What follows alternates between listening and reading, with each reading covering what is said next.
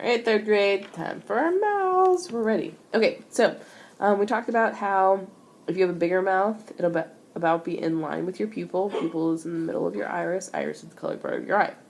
So if I drew a line going straight down,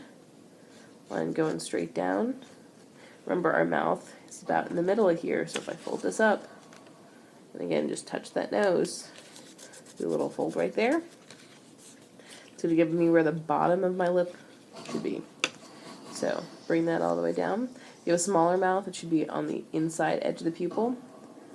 So smaller mouths are over here. Bigger mouths are to the outside. Here, I'll draw my guidelines a little bit bigger so you guys can see them. See that? There you go. So this is the bigger one. And this is for the smaller. And I'll leave those on there so you can see that. Refocus so you have a little better. There you go. Okay, so same thing. You're going to get a pretty small piece of red paper. It'll be about the size of your mouth already. I'm going to cut this down. So this will be that little tiny paper that you have to work with. And I'm going to measure it using, look, I'm using the largest side of my paper. I have a little bit of a smaller upper lip and a bigger lower lip, so I'm going to make a little tick mark for both of these for myself. And with the lip, you aren't going to cut it twice, but you are going to fold it in half so you only have to worry about half of the face. So, and if you want to, you can remeasure over here just like that. So now I'm going to push this out of the way. I'm going to begin to draw half of my mouth shape. So it comes up.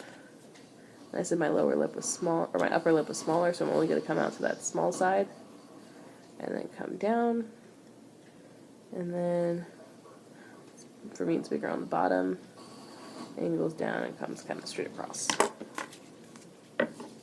So I'm going to cut this out. Again, I drew everything starting at the fold, so that it'll all stay together, because if you start at the open side and do it, then it will not stay together.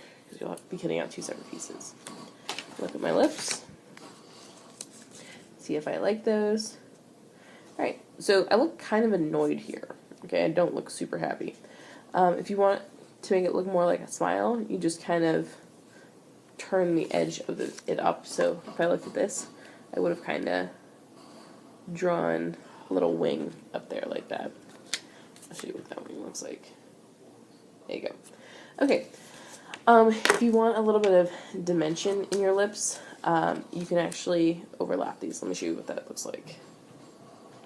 So here I have two different colors. Typically the lower lip is darker, so I'm using a pink and then a red for the lower lip. Boys, you tend to have browner lips, so use a browner color. We have some browns mixed with reds that are great for you. But you guys can do the same thing. So I took that initial piece of lip that I cut out, and I'm going to put it right in the middle against that fold. Again, I have this folded in half, that red piece of paper. I already cut it, so it's the same size.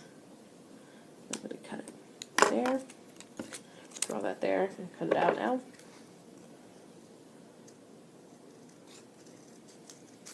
All the way out, and over here.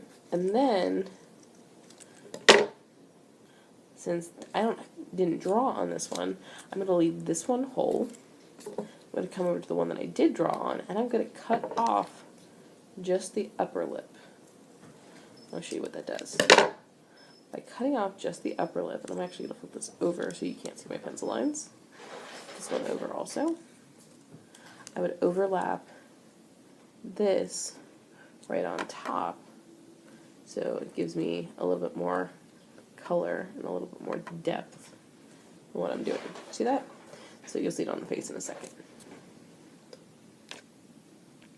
Back to the face, and I left my guidelines on there, and so you know that I have to line up the lower lip right there, and that'll give me where my lip goes, and I can just glue that down. At the end I can erase my guidelines. So that's the basics on your lips. Any questions? Again, as always, let us know.